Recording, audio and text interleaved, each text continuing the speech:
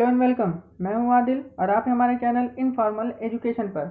आज के इस वीडियो में हम 10 क्वेश्चन लघुत्तरी सॉल्व करने वाले हैं।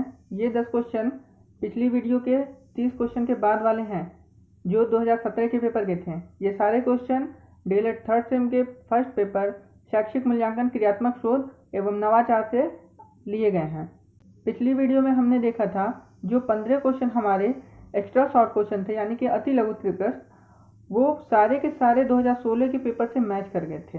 लेकिन ये हमेशा नहीं होता है और इसी पेपर में ही देख लीजिए जो लघु उत्तरी प्रश्न आपके आने वाले हैं 10, उसमें कुछ ही क्वेश्चन मैच कर रहे हैं 2016 के पेपर से और बाकी नए क्वेश्चन है। तो ये काफ़ी इंपॉर्टेंट रहने वाला है, तो आप इसको देखिए और जो नए क्वेश्चन आ रहे हैं उसको जरूर से ज़रूर नोट कर लीजिए।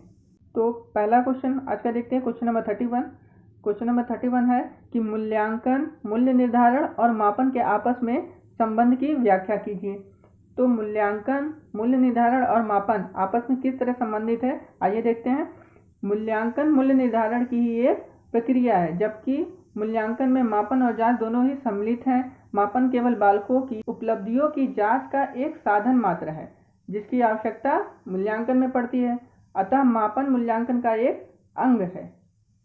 और आगे क्या है कि उद्देश्य प्राप्ति की सीमा का पता लगाना एवं स्थिति के गुण एवं दोषों का विवेचन करके उसके वास्तविक मूल्य का निर्धारण करना ही मूल्यांकन कहलाता है। आंसर में तीनों टर्म आ रहे हैं, मापन, मूल्यांकन और मूल्य निर्धारण।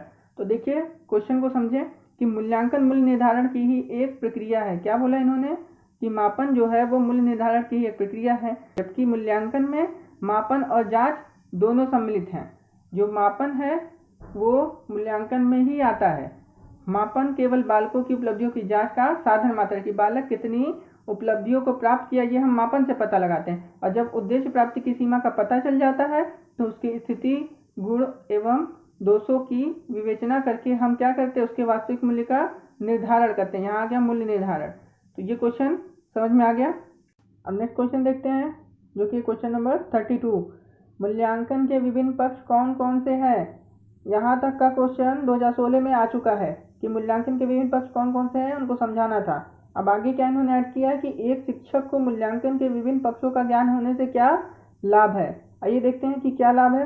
पहले तो जो हमने याद किया था कि डॉक्टर ब्लूम ने अपनी पुस्तक टैक्सोनॉमी ऑफ एजुकेशनल ऑब्जेक्टिव में संतुलित विकास के उद्देश्य से संपूर्ण व्यवहार को निम्न 3 भाग में वर्गीकृत किया। ज्ञानात्मक पक्ष, भावात्मक पक्ष और कौशलात्मक पक्ष, यही 3 हैं। एक क्लू तो इसी में छुपा हुआ है। डॉक्टर ब्लूम ने क्यों वर्गीकृत किया, संतुलित विकास के उद्देश्य से। किसके लिए, संतुलित विकास के उद्देश्य से संपूर्ण व्यवहार को 3 भाग में वर्गीकृत किया। तो शिक्षक को भी अगर इन तीनों का ज्ञान होगा, तीनों पक्ष उन्हें मालूम होंगे तो विकास संतुलित होगा, बस यही है। आइए देखते हैं क्या लिखा है कि शिक्षा एक स्वोद्देश्य प्रक्रिया है। सबको पता है कि शिक्षा एक स्वोद्देश्य प्रक्रिया है जिसका अंतिम लक्ष्य क्या है, बालक का सर्वांगीण विकास। देखिए फिर से क्या है कि बालक का सर्वांगीण विकास। यदि एक शिक्षक को मानव के व्यवहार के समस्त पक्षों का ज्ञान होगा तो वह प्रत्येक पक्षों को ठीक तरह से मूल्यांकन कर सकेगा जिससे बालक का विकास संतुलित एवं सर्वांगीण रूप से होगा। यदि शिक्षक को किसी भी एक पक्ष का ज्ञान नहीं है तो बालक का विकास असंतुलित हो जाएगा। बिल्कुल, क्योंकि अगर शिक्षक को तीनों पक्ष का सही सही ज्ञान है तो वो तीनों पक्षों का मूल्यांकन लगातार करता रहेगा और उसी हिसाब से उसमें सुधार करेगा तो तीनों पक्ष संतुलित विकास की तरफ बढ़ेंगे। लेकिन अगर एक भी पक्ष में वो फेल हो गया तो बालक का विकास संतुलित नहीं होगा, कोई एक पक्ष उसका भी कमजोर हो जाएगा। समझ में आ गया होगा। अब आते हैं नेक्स्ट क्वेश्चन पर। क्वेश्चन नंबर 33 क्या है, निबंधात्मक तथा वास्तुनिष्ठ परीक्षण। कौन कौन से निबंधात्मक तथा वास्तुनिष्ठ परीक्षण के अंतर को स्पष्ट कीजिए। तो देखिए क्या अंतर है निबंधात्मक परीक्षण और वास्तुनिष्ठ परीक्षण में। सबसे पहला है कि निबंधात्मक परीक्षण की रचना सरल होती है जबकि वास्तुनिष्ठ की रचना कठिन होती है। बिल्कुल, जब वास्तुनिष्ठ परीक्षण की आप रचना करते हैं तो आपको एक क्वेश्चन भी चाहिए, 4 ऑप्शन भी चाहिए। अगर मिलान करने वाला बना रहे हैं तो आपको मिलान करने वाले दोनों तरफ बनाने पड़ेंगे। अगर आप रिक्त स्थानों की पूर्ति करने तब भी आपको 3-4 ऑप्शन देने पड़ेंगे। जबकि निबंधात्मक परीक्षण में जो भी प्रश्न होंगे वो सिर्फ एक लाइन के होंगे। अगला है कि ये कम वस्तुनिष्ठ होते हैं। निबंधात्मक परीक्षा जो होते हैं वो कम वस्तुनिष्ठ होंगे और वास्तुनिष्ठ जो पहले से ही वास्तुनिष्ठ है वो अधिक वास्तुनिष्ठ होंगे।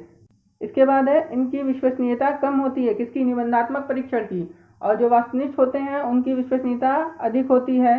फिर है कि यह अपेक्षाकृत कम वैध होते हैं और वस्तुनिष्ठ जो होते हैं वो अधिक वैध होते हैं। फिर यह है कि निबंधात्मक परीक्षण में अभिव्यक्ति की स्वतंत्रता होती है, कि जो भी आपको क्वेश्चन दिया गया आप अपने हिसाब से उसमें अभिव्यक्त कर सकते हैं, लेकिन जो वस्तुनिष्ठ परीक्षण के क्वेश्चन होते हैं उसमें अभिव्यक्ति की स्वतंत्रता बिल्कुल नहीं होती है। जो ऑप्शन है उसी में से आपको चुनना है, अपने पास से आप कुछ भी ऐड नहीं कर सकते हैं।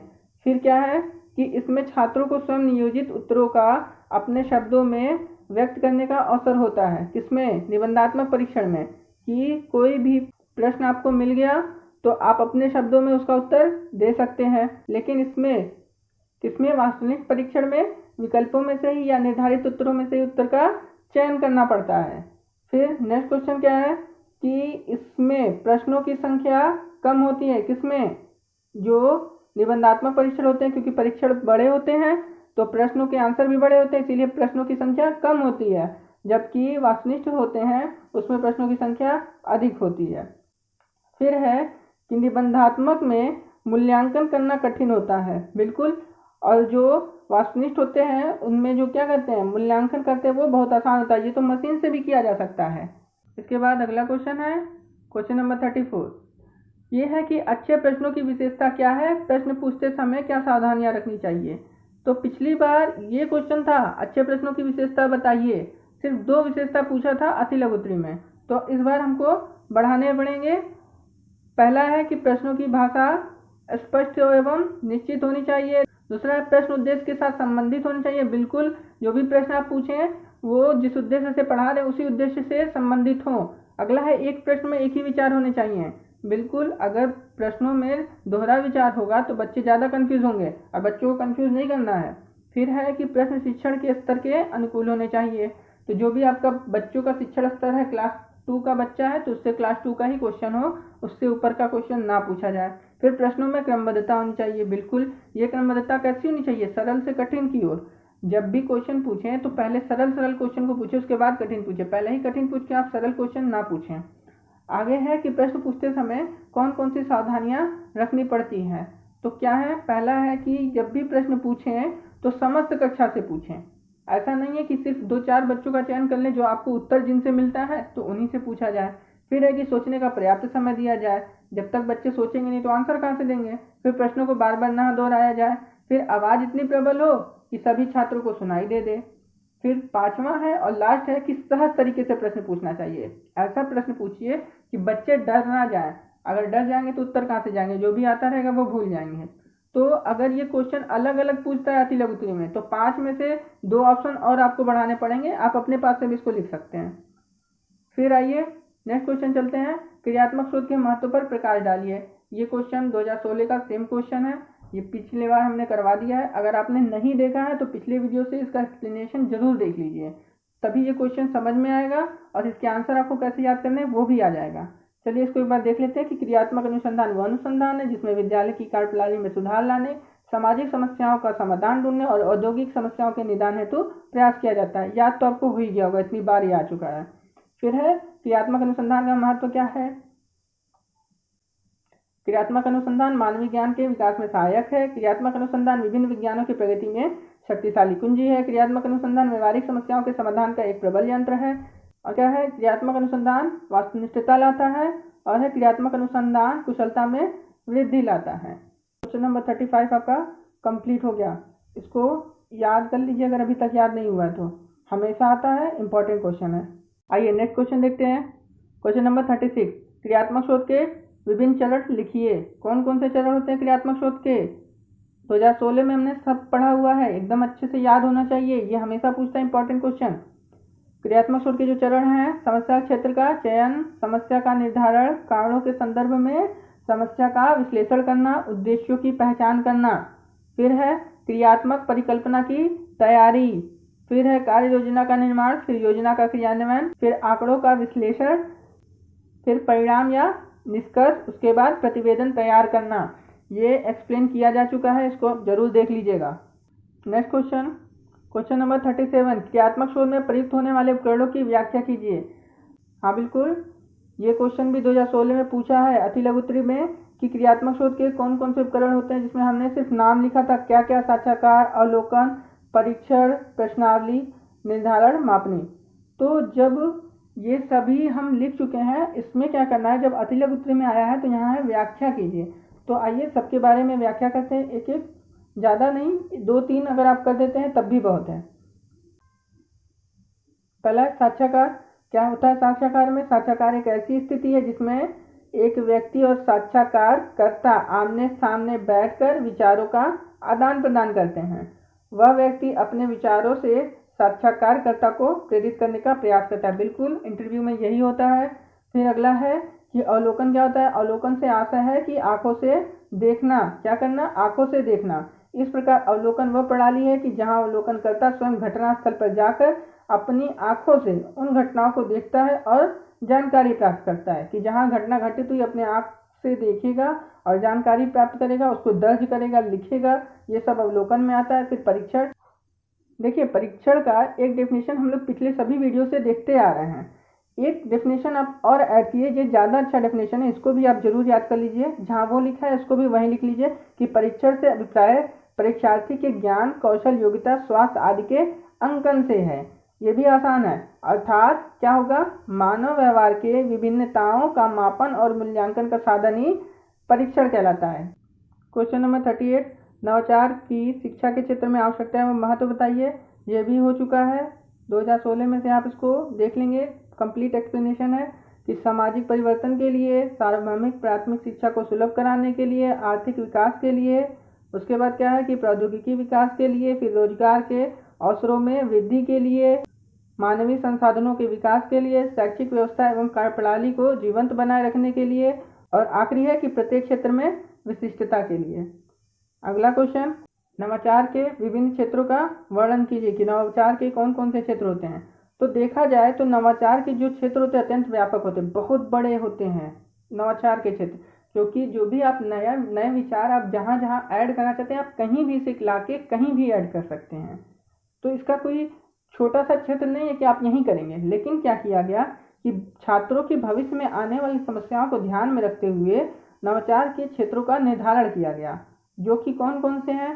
पहला है स्थानीय समुदाय के संसाधनों की पहचान, उपयोग कर मूल्यांकन। जो स्थानीय समुदाय है उनके जो संसाधन है उनकी पहचान करना कि वो कौन कौन से संसाधन यूज कर रहे हैं, उनका उपयोग करना, उनका मूल्यांकन करना, और उसमें भी आप नवाचार ला सकते हैं। फिर प्रार्थना स्थल की गतिविधि। जब प्रार्थना होता है, बच्चों का प्रार्थना स्थल जो होता है, वहाँ पे भी आप नवाचार यूज कर सकते हैं।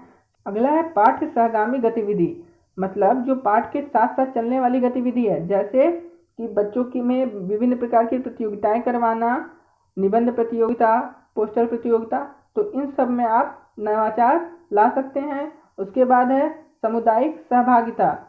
सामुदायिक सहभागिता मतलब आपस में एक समुदाय में जो भी सहभागिता होती है उसमें किस तरह के नवाचार को आप इंट्रोड्यूस कर सकते हैं। फिर है विद्यालय प्रबंधन, यानी कि विद्यालय के प्रबंध में। फिर विषयगत कक्षा शिक्षण एवं समसामयिक दृष्टांत और लैब एरिया, मतलब किसी विषय की जो शिक्षण हो रही है किसी कक्षा में, उसमें आप कैसे नवाचार लाते हैं। और समसामयिक मतलब जो तुरंत पढ़ाते हुए, पढ़ाने के दौरान ही अगर आप कुछ उसमें नवाचार लाना चाह रहे हैं तो उसका भी एक क्षेत्र निर्धारित किया गया है। फिर होता है लैब एरिया। लैब एरिया क्या होता है? 10-12 स्कूल का एक समूह होता है जिसको मार्गदर्शन देता है अपना diet. Next question, question number 40, और इस वीडियो का ये आखिरी क्वेश्चन है कि अवलोकन से आप क्या समझते हैं, उदाहरण द्वारा स्पष्ट कीजिए। तो क्या है आंसर कि किसी व्यक्ति या समूह के दैनिक व्यवहार को सुनिश्चित अवधियों के लिए देखना तथा ज्यों का त्यों दर्ज करना ही अवलोकन है। मान लीजिए कोई समस्याग्रस्त बच्चा है, आपको उसका अवलोकन करना है, तो कैसे करेंगे? उसके व्यवहारों को देखेंगे, एक टाइम तक देखेंगे, कुछ टाइम तक देखते रहेंगे, उसके बाद उसको नोट करेंगे। यही होता है क्या? अवलोकन। अवलोकन के लिए कौन कौन से उपकरण यूज किए जाते हैं? अवलोकन चार्ट, चेकलिस्ट, मापनी परीक्षण। उसके बाद क्या है? अवलोकन क्रियात्मक शोध में प्रयुक्त होने वाला एक उपकरण है और निर्णयात्मक परीक्षण का एक उपयोगी अंग भी है। ये तो एकदम होना चाहिए कि जब भी आपको क्रियात्मक शोध करना है तब भी आपको अवलोकन की जरूरत है, जब आपको निदानात्मक परीक्षण करना है। आगे है कि किसी समस्याग्रस्त बालक के समस्या का पता लगाने के लिए उसका अवलोकन किया जाए तो समस्या के कारणों का ज्ञान हो जाएगा और समाधान हेतु उपचारात्मक शिक्षण सरल हो जाएगा। तो आज के सारे क्वेश्चन कंप्लीट हो गए हैं। इस वीडियो में आपको कहीं भी कोई डाउट हो, कोई भी कन्फ्यूज़न हो तो हमें कमेंट सेक्शन में ज़रूर बताएं। आपको किसी भी टॉपिक पे कोई भी सेपरेट लेक्चर चाहिए हो तो हमें कमेंट में ज़रूर बता दें, हम उस पर सेपरेट लेक्चर ज़रूर बनाएंगे। और वीडियो को देखते रहें, लाइक करें, शेयर करें, सब्सक्राइब करें और बेल आइकन को दबाना बिल्कुल ना भूलें। हम अगले वीडियो में 2018 का पेपर सॉल्व करेंगे।